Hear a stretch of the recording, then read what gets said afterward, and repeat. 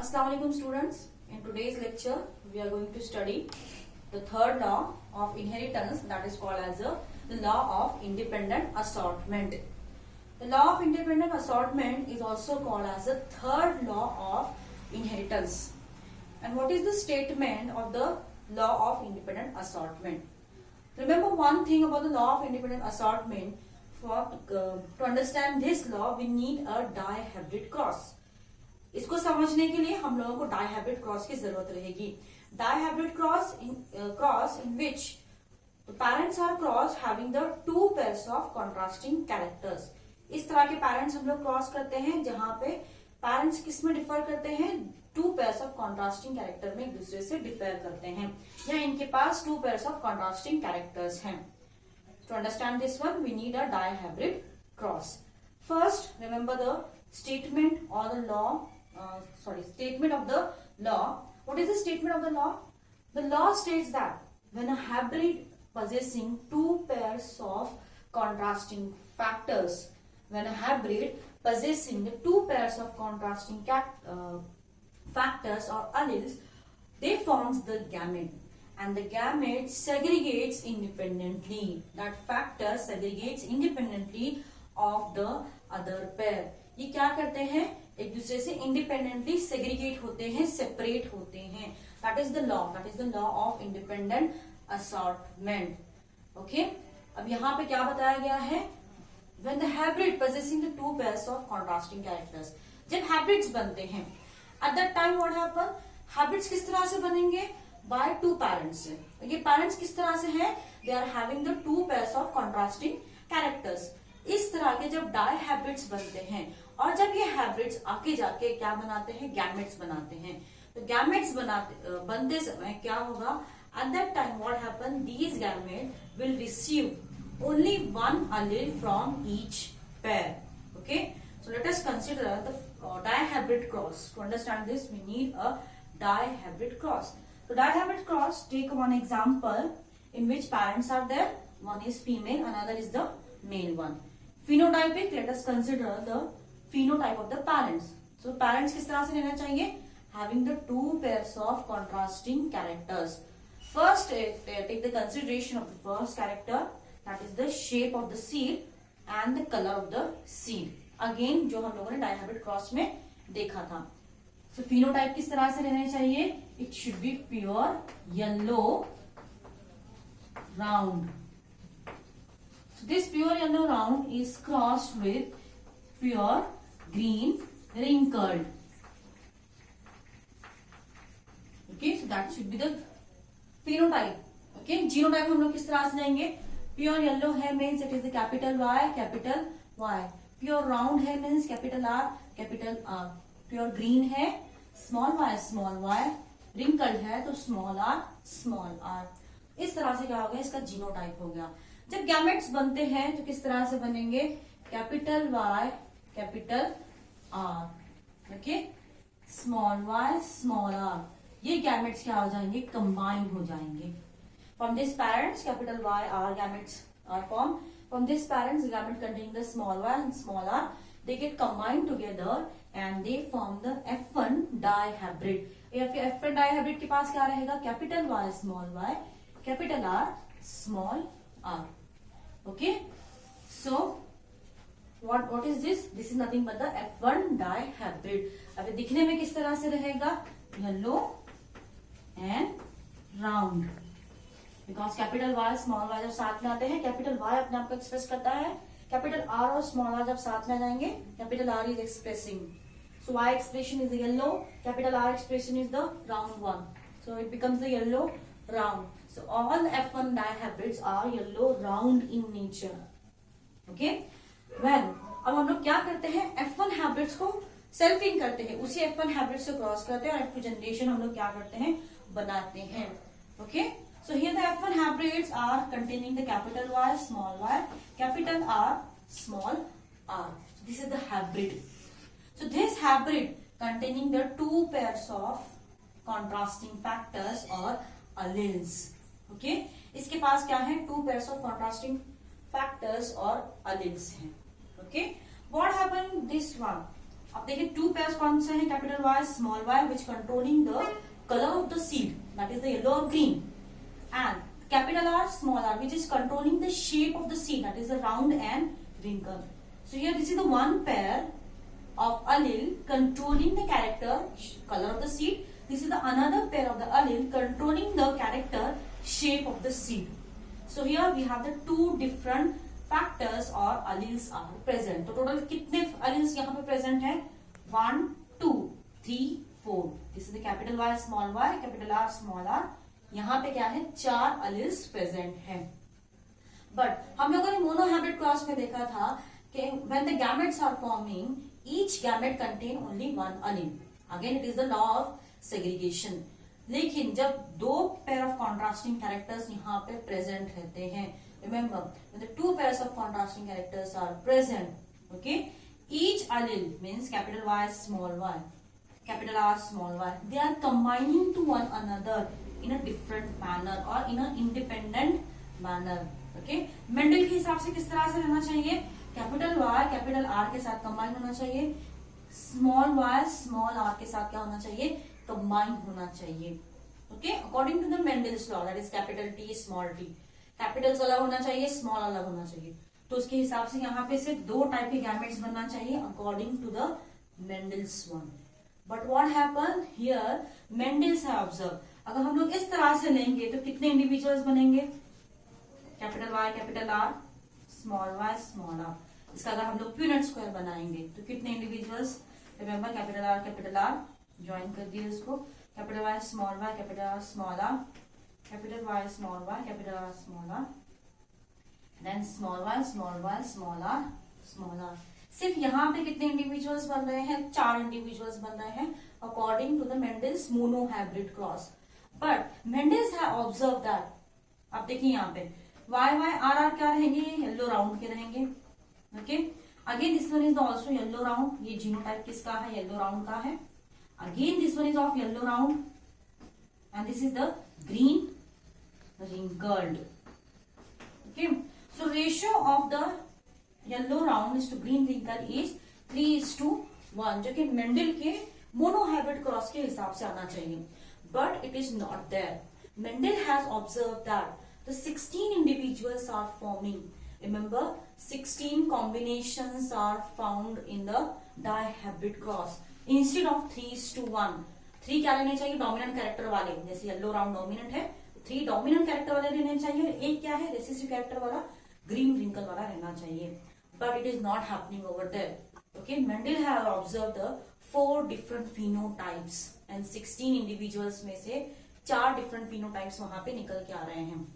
So here this is the 16 individuals and here the phenotypes are obtaining like yellow round, yellow wrinkle, green round and green wrinkle.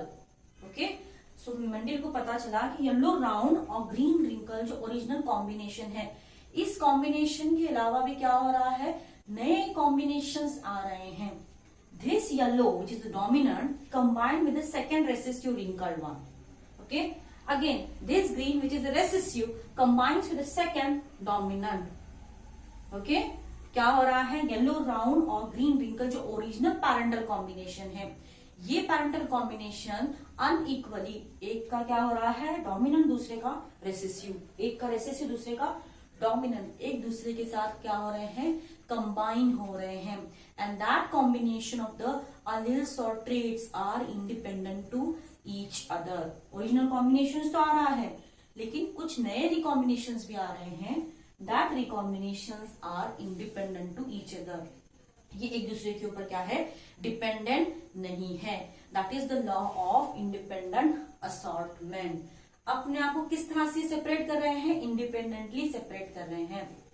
अगर separation होना था, Mendel का law क्या होना था, implement होना था, एट दैट टाइम 3:1 रेशो आना चाहिए था. 3 क्या होना चाहिए था, येलो राउंड्स होने चाहिए थे, और 1 क्या होना चाहिए था, ग्रीन रिंकल होना चाहिए था. इस तरह से नहीं हो रहा है. 16 इंडिविजुअल्स में से येलो राउंड 9 आ रहे हैं, नया कॉम्बिनेशन आ रहा है येलो रिंकल, और एक नया कॉम्बिनेशन ग्रीन ब्राउन, और ओरिजिनल जो है ग्रीन रिंकल. तो क्या हो रहा है, एक का जो है डोमिनेंट अलील दूसरे के क्या हो रहा है, रेसेसिव अलील के साथ कंबाइन हो रहा है. नेक्स्ट, एक का रेसेसिव एलील दूसरे के क्या हो रहा है, डोमिनेंट एलील के साथ कंबाइन हो रहा है, and this assortment is independent to the original one और independent to each other, that is called as the independent assortment. अब ये असॉर्टमेंट किस तरह से होती है? This assortment happens when the gametes are forming from this dihybrid. This is the dihybrid, the hybrid which is obtained by crossing the two pure parents and containing two pairs of contrasting characters. When this hybrid is forming the gametes, अब ये hybrid से gametes जब formation होते हैं, each gamete, अब हमारा law of segregation क्या था, that is universally applicable. Each gamete will receive only one allele from the one pair. एक allele में से क्या हो रहा, एक पेयर में से एक एलील ले रहे हैं। This is the one pair, capital small capital small, this is the one pair, this is the second pair. जब गैमेट फॉर्मेशन होगा, ओके, तो हर एक गैमेट के पास क्या रहेंगे, एक सेपरेट क्या रहेंगे, खुद के एलील रहेंगे। I am rubbing this one, okay, this is the dihybrid. So what happened, this dihybrid when they get form the gametes, okay, जब ये गैमेट्स फॉर्मेशन होता है, eight that time what happen, this capital from this pair the capital Y is coming out, from this pair the capital R is coming out, okay, again capital Y combines with the small r, okay, capital Y capital R के साथ भी, dominant के साथ भी combine हो सकता है, लेकिन कैपिटल Y जो है स्मॉल r के साथ भी क्या हो रहा है, कंबाइन हो रहा है। This is new combination which helps in the new combination, okay.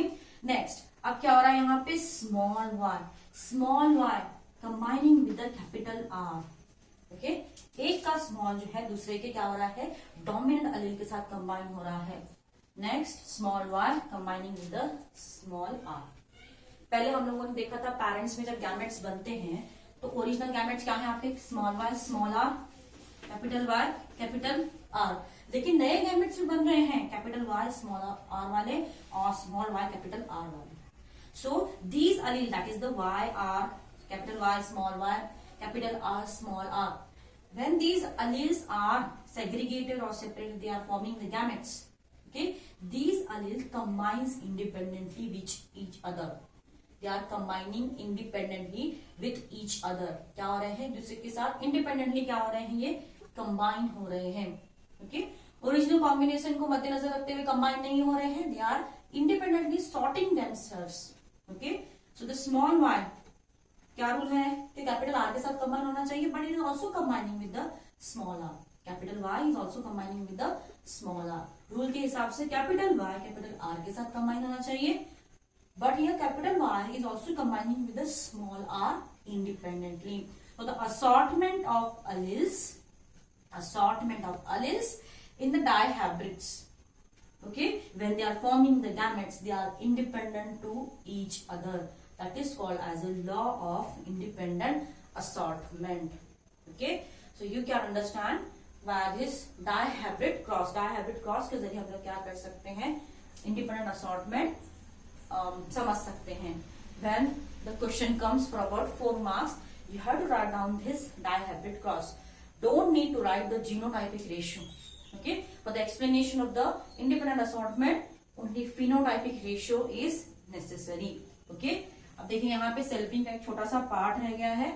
Selfing में हम लोग क्या करते हैं, वही F1 हाइब्रिड को क्रॉस करते हैं दूसरे F1 हाइब्रिड के साथ, okay, and the gametes are get form. Gametes किस तरह से बनेंगे, capital Y capital R, capital Y small y capital R and the small y small r।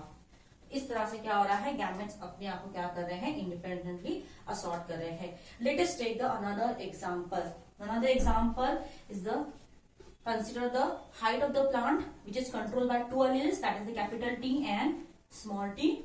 Again हम लोग लेंगे about the position of the flower, that is axillary and terminal.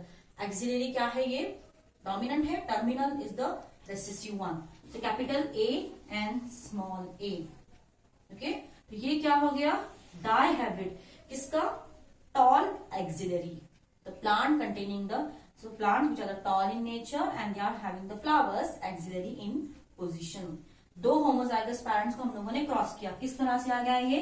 Capital T, okay, capital T, capital A is cross with small t, small a. ये दोनों के combination से क्या आ गया? Capital T, capital A, small a. इस तरह से क्या आ गया? डायहाइब्रिड आ गया, which is the having the two character, that is the height of the stem and position of the flower. Okay, जब ये डायहाइब्रिड से गैमेट्स बनेंगे, किस तरह से बनेंगे? फर्स्ट थिंग, 4 गैमेट्स यहाँ पे बनेंगे. ओके, 4 गैमेट्स यहाँ पे बनेंगे. 4 गैमेट्स किस तरह से बनेंगे? कैपिटल टी जो है कैपिटल ए के साथ कंबाइन हो जाएगा. नेक्स्ट कैपिटल टी स्मॉल ए के साथ कंबाइन हो जाएगा. नेक्स्ट इसके बाद स्मॉल टी लेना है हम लोगों को. स्मॉल टी कैपिटल ए के साथ कंबाइन हो रहा है, स्मॉल टी स्मॉल ए के साथ कंबाइन हो रहा है. This is the combination. तो किस तरह से आएगा? इस पेयर में से एक ही आएगा, आइदर कैपिटल टी आ जाएगा, either small T. Okay, capital T और स्मॉल टी. इस पेयर में से क्या आ जाएगा? आइदर कैपिटल ए और स्मॉल ए. इस तरह से क्या हो जाएगा?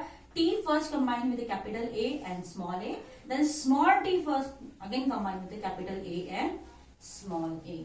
इस तरह से क्या हो जाएगा? इंडिपेंडेंटली ये एक दूसरे के साथ क्या हो जाएंगे? असॉर्ट हो जाएंगे, कंबाइन हो जाएंगे. कब कंबाइन हो जाएंगे? जब ये डायहाइब्रिड से गैमेट्स बनेंगे. This is the law of independent assortment. और यही गैमेट्स आगे जाके क्या करेंगे? नए रिकॉम्बिनेशन यहाँ पर लेकर आएंगे. Okay, remember one thing, why this kind of law of assortment और segregation of the characters will occur. Original characters किस तरह से लेने चाहिए? सिर्फ येलो राउंड और ग्रीन रिंकल रहने चाहिए according to the Mendel monohybrid cross. 3 tall रहने चाहिए, एक डॉर्फ. 3 डोमिनेंट रहने चाहिए, एक रेसेसिव रहने चाहिए. तो इसके हिसाब से अगर हम लोग देखेंगे तो येलो राउंड और ग्रीन रिंकल ही वहां पे रहने चाहिए. ओके, नए कॉम्बिनेशंस भी आ रहे हैं, yellow wrinkle and green round. Why this kind of things are happening? Remember one thing, the characters or the alleles, that is the capital R and small r, these alleles are present on a homologous chromosomes. कहाँ पे रहते हैं ये? These are present on a separate homologous chromosomes. कहाँ पे present रहेंगे ये? Separate homologous chromosomes पे प्रेजेंट रहेंगे. अब ये सेपरेट जब होमोलोगस क्रोमोसोम पे प्रेजेंट रहते हैं, जब गैमेट फॉर्मेशन होगा तो मियोसिस होगा. And in the meiosis, what happen? Okay, these are get separated. meiosis में क्या हो जाएगा? ये सेपरेट हो जाएंगे. तो यहां से क्या हो जाएगा? कट हो जाएगा, यहां से कट हो जाएगा. Okay, when they are forming over here, the cuts will occur in the homologous pair. Okay, ये पेयर इसके साथ कंबाइन हो जाएगा. This pair combines with this one. Okay, समझ में आ गया? Because these alleles are present on a homologous chromosomes. Okay, so these pairs are separately present on a homologous chromosome. This is the basic thing which is present inside the garden pea plant traits. जितने भी garden के P plant के traits हैं, इनमें 2 ही traits हैं. Characters में 2 traits हैं, एक या तो डोमिनेंट और दूसरा क्या है? रेसेसिव. और ये डोमिनेंट और रेसेसिव हम लोग कैपिटल और स्मॉल लेटर से डिनोट करते हैं. ये कैपिटल और स्मॉल लेटर्स कहाँ पे प्रेजेंट है? These are present on the homologous chromosome. किस तरह से हम लोग डिराइव करते हैं? These are the homologous chromosomes. अगर मैं स्ट्रक्चरली इसको दिखा रही हूँ. So that time what happen? If one containing the capital Y, again the second containing the small y. यहाँ पे इसकी पोजीशन है कैपिटल Y की, तो यहाँ पे क्या रहेगा? Small y. When the capital R is there, small r is present. Okay? जब सेग्रीगेशन होगा तो किस तरह से सेग्रीगेशन होगा? बी से सेग्रीगेशन होगा. तो y इजीली कंबाइन हो जाएगा r के साथ, ये स्मॉल y कंबाइन हो जाएगा स्मॉल r के साथ, या फिर ये कैपिटल Y कैपिटल R के साथ, कैपिटल Y स्मॉल r के साथ. This is the combination which occurs after the meiosis. Meiosis में क्या होगा? रिडक्शन होगा. रिडक्शन मतलब क्या? इसका हाफ आ जाएगा. Okay, so it may be occurs in any combination because they are present on a separate homologous chromosomes. कहाँ पे present है ये? homologous, separate homologous chromosomes पे present है. So this is the strategy for the law of independent assortment.